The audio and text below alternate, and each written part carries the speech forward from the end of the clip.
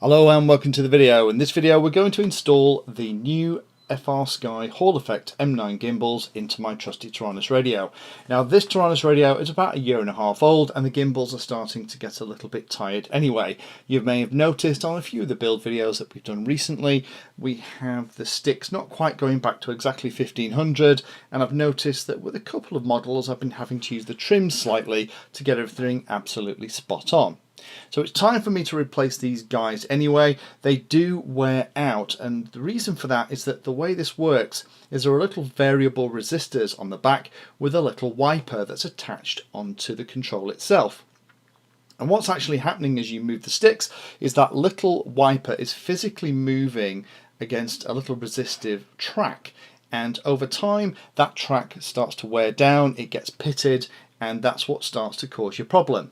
If you've ever had an old style radio or audio amp and when you move the volume or the tone control you got that horrible crackling noise, that's exactly what's happening. Now using things like contact cleaner can help, but it isn't the best way to do it. The way that these new things actually work, and I actually got these from Banggood on one of my orders. I've been watching them, waiting for them to come back into stock, and they finally are. The way these things work is that rather than have a physical connection between the two sensors for both of the two axes on the gimbal itself, they're using something called the Hall effect. Now the Hall effect is where if you move a magnet near a wire, you will induce a small amount of voltage in that wire. It's kind of the principle that motors and generators work as well. You can translate mechanical movement into electrical energy and vice versa. Now these Hall sensors are going to pick up the movement and be a lot more precise, and should have the advantage that they won't wear out like the old sticks will too. So that's the reason why these should be an awful lot better. Now to install these things isn't too tricky. All you're going to need some hex drivers. So we're going to have to undo about 14 screws in total, 6 at the back of the radio, and each of the gimbals on the front of the radio has 4 screws. The screws that come in the kit with the gimbal itself, that's because this front piece is actually properly tapped. It feels like it's actually metal, it might be aluminium.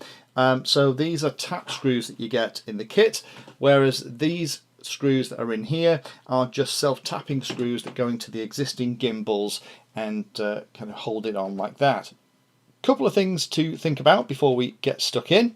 First of all is I would measure the height of your sticks. Now this sounds like a really daft thing to say, but the sticks on your Taranis are actually height adjustable, and you can change the height, and you may not realize you've done it, or you might not remember, but it's worthwhile just getting a little ruler and just confirming what the height is.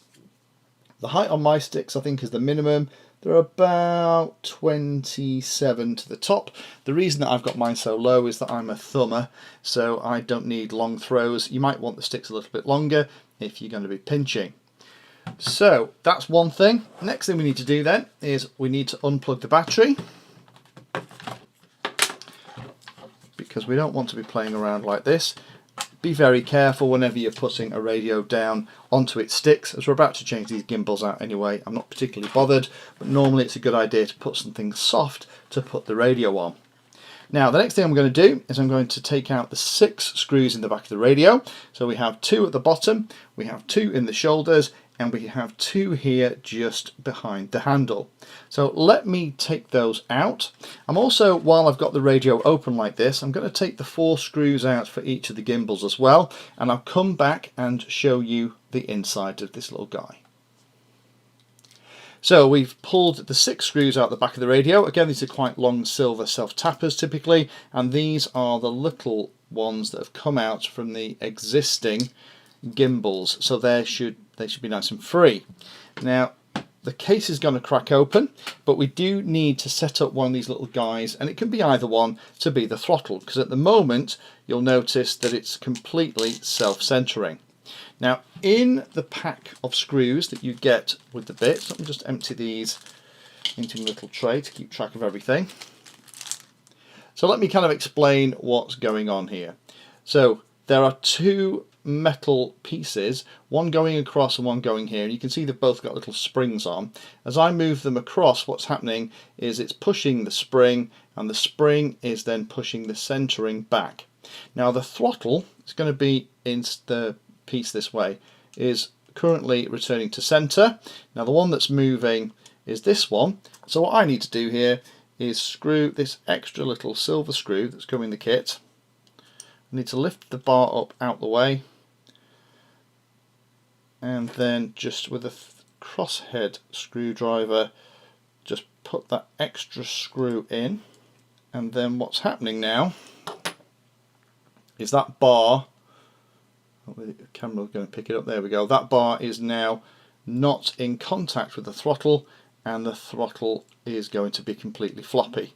Now to fix that, we can sort out these tension bars. There are two tension bars here, one has an indent, the other one doesn't, so I'm just going to tighten up the one that doesn't, and just feel when I get a little bit of tension, or the tension I want on my throttle, a little bit more.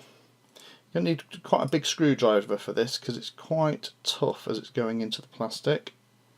And when that's set, then we're ready for the next step, where now we can crack the case and start to put these little guys in.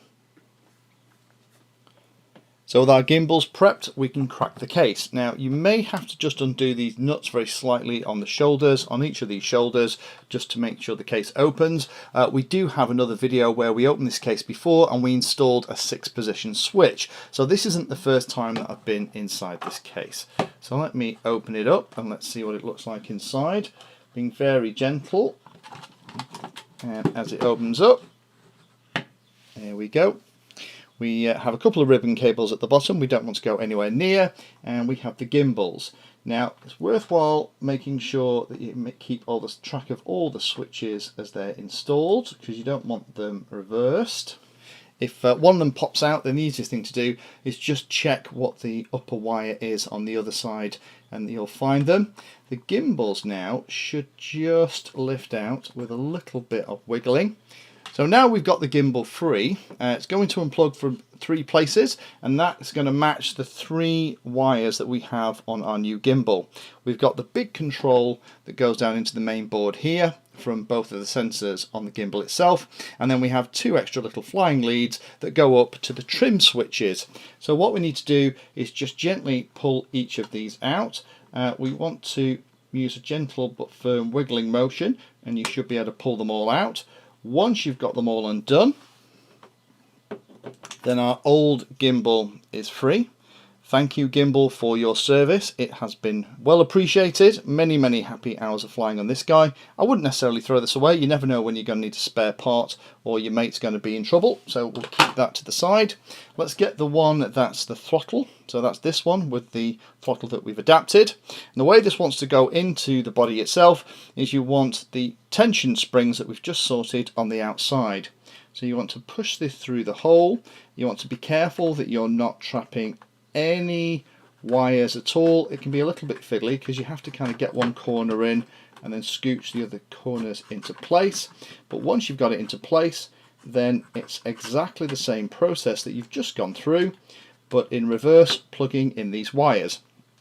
Now the wires are pretty straightforward because there's only one way you can get them to go in. This is going to go into the bottom. Then of these 2 wires here that are going to go into your trims, one of them is only long enough to go into the bottom trim anyway. So let me just plug these gimbals into here, and then we'll come back, close up the case, and then we'll put the screws in and I'll go through the last couple of steps, which includes calibration. So here are the 2 gimbals installed. I've just got to put the screws in the front just to hold them in place, but this is the way you want to put them in. So you want to make sure that the tensioning bars and the sensors are actually mounted on the outside. You'll notice that when you put this one in, the cable will reach, it's just long enough, so you have to make sure everything is well seated. Do double check at this point that you have got your switches in the right way round. It's usually a good idea. I mean, the radio will kind of force you to put them into the one position or another when they turn on anyway. Just double check that they are right. Some of the people might actually say pop a little bit of tape on them, and you know what, that's probably not a bad idea. The other thing I've done, as while I was doing this, I just don't want the any of this stuff hitting the board at the back. There should be enough separation, but in the instructions it does talk about putting in this little screw this way round. I'll put a close up here so you can see how it's done. That's probably a slightly better way than having the screw head outside of the gimbal itself in case it's going to touch anything else inside the case. Brilliant. Okay, let me button this thing back up and then I'll show you the last couple of steps. So the radio is all back together. We've put the 6 screws in the back, and we've also made sure that all the 4 screws are in the front. Another tip for installation: when you're putting these screws in, don't do the first one that you get into thread all the way up. I would actually put all 4 in quite loosely and just make sure that everything is absolutely centered before you nip everything up. You don't have to go crazy putting these screws in, just a nice firm nip and you should be fine. One of the things that I found when I put mine together was that behind this throttle, one of the cables was catching slightly, and I could feel it hitting something as I was moving the throttle around. Now, if it isn't silky smooth, then do open the radio up and just maybe put a cable tie or something to keep the cables out of the way if you have that problem. But now everything feels super smooth. We have the brand new bits and pieces in. We can fire up the radio. Now this is the bit where we find out whether or not we've actually put the switches in the wrong way around. Angle mode, throttle disabled. And the good thing is we haven't. But one of the things you'll notice on the display here is that the middle of the Hall effect sensor, it isn't in the middle of the stick. I'm not sure if you can kind of see that down here. It's actually slightly off, and this one is slightly to the right. So the 2 things we need to do here is, first of all, calibrate the sticks, which we'll do in a second, but the other thing it's worthwhile doing is just grab that ruler again and just see how high these sticks are on your radio, because you want them ideally about the same height. Now these are pretty much the same height as I had them, and that's the minimum position. If you want to adjust them, then what you need to do is get yourself a little Allen key, and then there's a little grub screw in the top of the stick. You undo the grub screw, you can then undo the stick itself, wind it in or out to lengthen it or shorten it. When you've got it to the right length you want, then you just nip up the little grub screw that's in the center of the stick. So now we're going to calibrate these sticks, and then we should be good to go. Make sure all your sticks are in the upright position. Make sure all your sliders are in their middle detents. There's usually a little feeling that you get when they're in the middle position. We're going to press and long hold the menu button, and then we're going to press page until we get to calibration. Now it's going to say press enter to start, center sticks and sliders, and press enter when done. So we're going to center everything as best we possibly can. Now interestingly, these new Hall effect sensors do not have a little marking on. The old ones kind of did, if you remember that, so it was easier to kind of put them into the middle position. But you can see that paint's even starting to wear off. That's how old those guys were. So I'm just going to kind of feel by my fingertips when this thing is level. I think that's pretty much there. We're going to press enter. Now we have to move the sticks and the sliders to their edge position. You don't have to go mad, you just have to take them all the way around. Just walk them around the corners. Make sure you've got into each and every corner. Also do your sliders, because what you're doing is you're teaching the radio the range of the slider. And do this one as well. Right to the very end. 2 or 3 times is usually going to be enough to get it sorted. I'm going to put them back in the central position. Also going to move my other control, which is my 6 position switch, which we put in that earlier video. Enter when done, and that should be it. So now as I move my sliders, we can see them going right to the top, right to the bottom, and we should also see these 2 guys going to the bottom, right to the top as well. And as you can see, my 6 position switch clicking through in equal increments. It does awesome. I'm going to press exit, and now if we just page through this, we should see that we're exactly on 0, or as close as we possibly can get. The last thing I'm going to do, just out of interest, I am in the middle of setting up a quadcopter as part of the Quadcopter Building for Beginners series, and I'm interested to see whether or not, having gone through this, I need to adjust my central bits and pieces, because normally for a quadcopter setup you want all of the middle channel values to be at exactly 1500, and to settle down I normally end up having to put in a little bit of trim or sub-trim just to make sure that that's exactly the case. I might have to take that off now with these new Hall effect sensors M-9 gimbals, because they might be a little bit more accurate. So the final thing I'm going to do, let's plug it into the computer and have a look. So here we are in Betaflight in the receiver tab, and this was set up on the radio so that everything was exactly 1500 using the trims. Now it is very, very close, so that's probably, I didn't have the sticks in exactly the same point for the calibration. That does mean that for all the different models that are on here I can probably get away with it. However, what I'm going to do is very quickly on the radio just go down. So for example, pitch, which is elevator, probably needs a couple of clicks. So let me just change that a little bit on the radio, other way. That looks good. And if we do the aileron as well, that's holding it 0 really well. Final one, I'll just do the rudder. That looks pretty good to me. So with very minimal movement, we actually have everything locked in on 1500. Potentially worthwhile rebinding to your model, but they were close enough. I could have probably got away with flying it without going through that. But the nice thing is, let me just see if I'm going to recenter. Let's move the sticks around, let them flip back. Look at that, bang, straight on 1500. That's probably my little sub trims that's doing the same.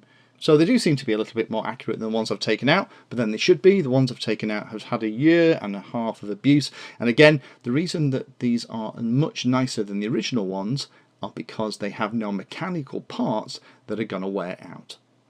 So hopefully that helps those of you that are interested in fitting these gimbals. It's very straightforward. As long as you have a little Phillips screwdriver and a couple of Allen keys, then you will be able to get this done. It only took me about 20 minutes, and that was including doing the video as well.